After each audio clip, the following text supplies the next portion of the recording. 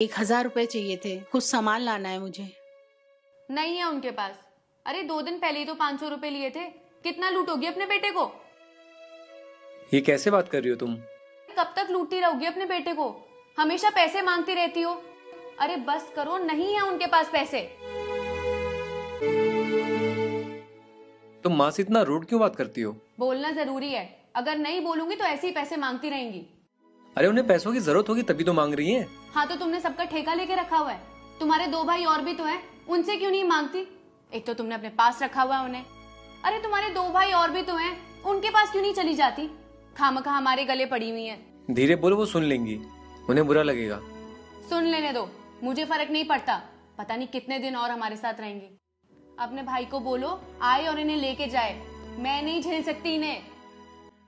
मुझे लगता है तुम तो फोन करने वाले हो नहीं, मुझे ही फोन करना पड़ेगा। हेलो। हाँ नमस्ते भैया। नमस्ते।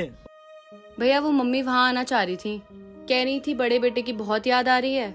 मैंने सोचा उन्हें वहाँ भेज दूं। नहीं नहीं, अभी मत भेजो। वो पूजा के घर वाले आए हुए हैं, तो थोड़े दिन बाद भेज देना। ठीक है भैया। तुम्हारा कोई बेटा तुम्हें अपने साथ नहीं रखना चाहता। पता नहीं हमारे गले क्यों पड़ गई हो तुम। रहम करो अपने छोटे बेटे पर। मेरी बात मानो तो वृद्धाश्रम चली जाओ।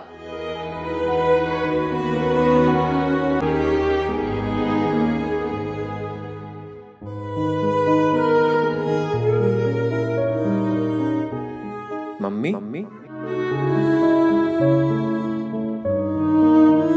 माँ, कहाँ जा रही हैं आप?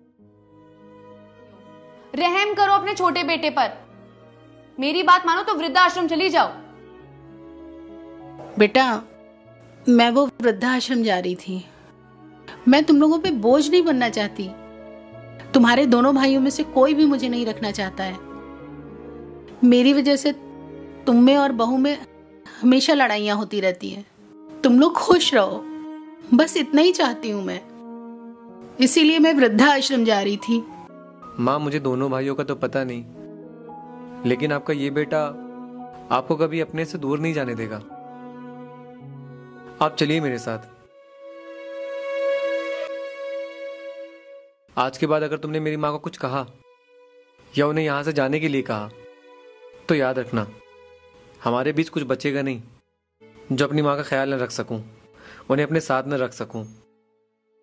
आज के बाद मेरी माँ को कुछ कहना मत, वरना इस घर से मेरी माँ नहीं तुम जाओगी।